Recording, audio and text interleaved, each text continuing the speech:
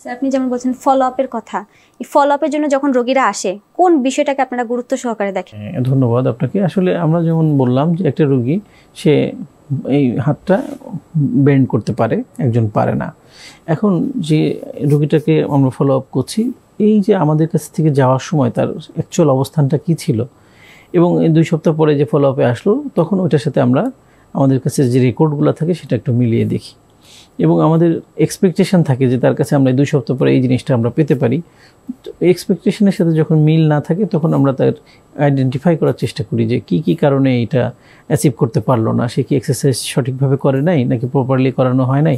কারণ এই রোগী তো নিজে অনেক সময় করতে পারে না, তাকে যে তার অ্যাটেন্ডেন্ট থাকে বা তাকে যারা আমরা ট্রেন আপ করি সে যদি প্রপারলি না করে তাহলে তার প্রগনোসিসটা খারাপ হয়।